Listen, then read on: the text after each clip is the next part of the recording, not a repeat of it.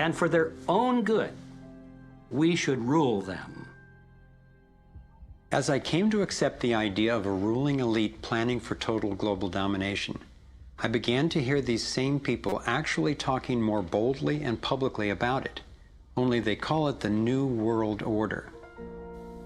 When we are successful, and we will be, we have a real chance at this New World Order.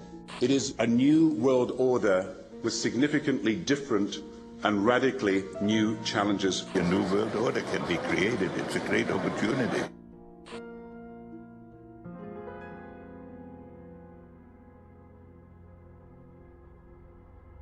Given the condition of our world, a new world order can sound like a great idea, but I had to distinguish between what I was discovering about global domination, a one-world government run by an elite few, and the reality of our global interconnectedness, which is the realization that at a fundamental and even spiritual level, we are not separate, we are all connected. But the agenda for global domination is really the exact opposite. It's a divide and conquer strategy to keep us all pitted against each other, thinking that it's the Democrats or Republicans, the liberals or conservatives who are the problem, when both parties are ultimately serving the same plan. I believe we're heading toward a totalitarian world authority, actually a military dictatorship, run by a tiny elite who have all the power and make all the rules. If they succeed, there'll be nowhere to run, nowhere to hide. Think about it. The whole notion of conspiracy has been so ridiculed that it's socially challenging just to consider it. And there's always a reasonable sounding story to explain any one incident on its own. I personally used to try to justify how the same people consistently ended up with more money and more control by thinking they must just be taking advantage of the situation, but not actually causing it. But after nearly a decade of putting the issues and the evidence together, I am convinced it is not random, and that a few very powerful banking elite families and their political and corporate partners do have an agenda to dominate and control the rest of us. Once I got the reality and the scope of the agenda, I really had to think, how much do I want to know about this? Do I want to focus on the worst of what human beings are capable of? I decided it is worth knowing who these people are and how their organizations operate, because on the other side of the rage and the sadness are clarity and strength, the power we have to focus our efforts effectively now that we understand what's really going on. The greatest prison that people live in is the fear of what other people think. What happened to me as a result of all the ridicule I went through is that I stepped out of the fear of what other people thought. And it's only when you do it that you realize what a prison you lived in before. And what it gave me was a personal understanding of how easy it is for a few to control the many. All you have to do is dictate the norms in society, what is considered right and wrong, moral and immoral, good and bad, sane and insane, possible and impossible. And you build what I call a hassle-free zone. And if you live your life within that zone of perception, belief, and what you say and think, then people will leave you alone because you're normal. Once you step out of that pen and you start to express your uniqueness, what the Illuminati have created is a whole human population of prison warders who are jumping on those that are stepping out of the norm. And it's interesting, when you get to the edge of that hassle-free zone in what you say and you think, you're not thinking, if I do, what about the head of the World Bank? What's he going to say if I do this? No. We're saying, what will my mother think? What about the guys down the bar and the people at work? What will they say? And what the Illuminati have done by creating the norms, they have created an absolute army of people to impose those norms on each other. Their grand strategy for global dominance is already being implemented. They are carving up the world into superstates that transcend national boundaries so that we are easier for them to manage. They have already established the European Union and the African Union. Politicians from the United States, Canada, and Mexico, under the title of the Security and Prosperity Partnership, have been working on the northern part of what could arguably be called plans for an American Union. This has been going on for years without citizen or congressional consent. A Pacific Union is already in process. This is the organizational chart for global tyranny, the structure for complete control. Here are two of the most powerful men in Europe talking about moving to a single world government. It is extremely important that we, in this new ownership of global governance, have, particularly on both sides of the Atlantic, the implementation of the same rules in the same fashion. 2009 is also the first year of global governance, with the establishment of the G20 in the middle of the financial crisis. On the international level, the central banking elite have put huge organizations in place to implement their policies, including the World Trade Organization, the World Health Organization, the World Bank, and the International Monetary Fund. John Perkins is a man who knows from decades of his own experience as a so-called economic hitman how the collusion of banks, corporations, and governments has taken over countries around the world.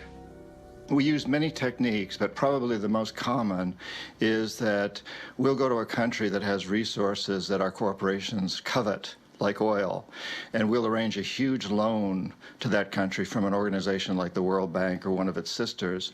But almost all of the money goes to U.S. corporations, not to the country itself. Corporations like Bechtel and Halliburton, General Motors, General Electric, these types of organizations. And they build huge infrastructure projects in that country, power plants, highways, ports, industrial parks, things that serve the very rich and seldom even reach the poor. In fact, the poor suffer because the loans have to be repaid, and they're huge loans, and the repayment of them means that the poor won't get education, health, and other social services, and the country is left holding a huge debt by intention. We go back, we economic hitmen, to this country and say, look, you owe us a lot of money, you can't repay your debts, so give us a pound of flesh. But as soon as one of these anti-American presidents is elected, one of us goes in and says, hey, congratulations, Mr. President. Now that you're president, I just want to tell you that I can make you very, very rich, you and your family. I've got several $100 million in this pocket. If you play the game our way, if you decide not to, over in this pocket I've got a gun with a bullet with your name on it in case you decide to keep your campaign promises and throw us out. Sell our oil companies your oil real cheap, or vote with us at the next UN vote, or send troops in support of ours to someplace in the world such as Iraq. And in that way we've managed to build a world empire with very few people actually knowing that we've done this. Like many people, I thought a conspiracy for global domination could not really work because basically people are just not that competent. I thought there's no way they could pull off such a scheme at the necessary level of control and secrecy. One of the false hopes is this is all happening because government is incompetent, and it's a giant mistake, and people really don't know. And of course, that's great air cover for the fact that the system really does know where it's going, and it's going where it wants to go, and it's being successful at it. Still, I wondered how could something that is so big and corrupt be kept secret? It's a simple structure, and if it wasn't simple, it wouldn't work. And it can be likened to a compartmentalized pyramid. If you look at any organization today, don't matter whether it's a transnational corporation, a university, a government, a secret society, they're all structured as a pyramid. And as the CIA and other intelligence agencies talk about, they have this need-to-know system.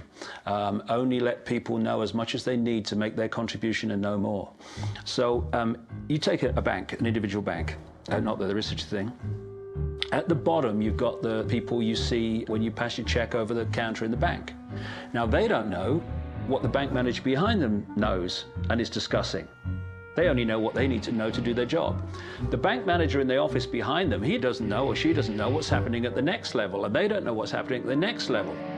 And eventually you've got a tiny few people at the peak of the pyramid of that banking structure. They're the only ones that know what the real agenda of the bank is and what the direction is that they're going and why. This kind of compartmentalization explains how the Manhattan Project, which developed the atom bomb in World War II, was kept secret despite having 130,000 people working on it. When I first let in the scale and the intentions of the agenda, I felt like I had the flu for about 2 weeks. But then it dawned on me. Here was this well-planned, well-orchestrated attempt to squelch human potential, and still our brilliance shines through. Even though we've been systematically distracted and repressed, people have come up with innovative, ingenious solutions to a huge number of the problems that we face. It's not our fault that we didn't recognize how organized and intentional this scheme is. It's our challenge. I looked at the kind of world the controlling elite have already given us, and I had to ask, what kind of world would we be living in if they had absolute and complete domination over everyone, everywhere? In this new world order of theirs, a tiny number of people would exercise total control over the lives of everyone through a system of intrusive surveillance, violent suppression of dissent, and debt slavery. Imagine tiny islands of opulence surrounded by a sea of misery, where the mission of the military is to protect the haves from the have-nots. I've come to believe that their endgame is truly ominous, and that they will stop at nothing to continue implementing their plan. As difficult as it may be for Americans to accept, I'm now convinced the agenda of the global elite includes destroying the financial strength and sovereignty of the United States. With its history of free speech and armed revolt, America represents the major hurdle to global consolidation of power. If they can succeed in bringing down this country, I believe the international elite intend to transfer the power and productivity of Americans to their one-world dictatorship, gradually taking over our lives in what David Icke calls the totalitarian tiptoe. Think about it. They've got us so deep in debt we can never repay it. They're collapsing the dollar, and they're attempting to replace it with a global IMF currency. This press for a global cashless electronic currency would enable a central authority to financially disable any individual or group in an instant. Now, for the first time in history, international taxes are being proposed under the pretense of addressing climate change. Like a Trojan horse, the suggested treaty unveiled at the 2009 Copenhagen Climate Conference appealed to our concern for the environment while distracting us from the fact that this unprecedented carbon tax would be paid to the World Bank and enforced by global police. There are ways to address our obvious need to curtail pollution without creating a tax base for tyranny. You want to change society in a way that you know that if you do it openly, you know you're going to get an adverse reaction. So you don't do it openly. You play problem, reaction, solution. Stage one, you create a problem. It could be a terrorist bomb. It could be a 9/11. It could be a run on a currency. It could be a stock market collapse, a government collapse. You tell the people your version of A, who did it, and B, why. And at this point, problem, reaction, solution would fall down if we had a media that was in any way related to journalism. Instead, the mainstream media is a public relations office for the official version of events. Turns out President George W. Bush was right about Saddam Hussein hiding weapons of mass destruction. The virtually only way or source of information that the public have about this event is from the mainstream media. And what they're looking at stage two of problem, reaction, solution is the reaction of outrage, of key fear. And they want the public to say to the government, something must be done, this can't go on, what are you going to do about it? And this allows stage 3, which is those who've created the problem, glean that public reaction with a false story, to then openly offer the solutions to the problem.